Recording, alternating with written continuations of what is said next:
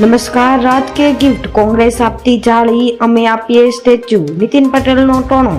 ગુજરાતના પૂર્વ મુખ્યમંત્રી નીતિન પટેલે કડી તાલુકાના નાની કડી ગામે યોજાયેલા 72 કડવા પાટીદાર યુવા સમાજમાં 52મા સમૂહ લગ્ન સમારોહમાં એક મહત્વપૂર્ણ નિવેદન આપ્યું હતું. તેમણે કોંગ્રેસ પર આકરા પ્રહારો કરતા જણાવ્યું હતું કે અગાઉ કોંગ્રેસની સરકાર હતી જે મહેમાનોને સીધી સૈયદની જાળીની પ્રકૃતિની ભેટ ગિફ્ટમાં આપતી હતી. વધુમાં કોંગ્રેસ પર પ્રહાર કરતા નીતિન પટેલે દાવો કર્યો કે કોંગ્રેસ સરકાર દ્વારા મહેમાનોને ભેટમાં આપવામાં આવતી સીધી સૈયદની જાળીનું ગુજરાતની સંસ્કૃતિ સાથે કોઈ જોડાણ નથી.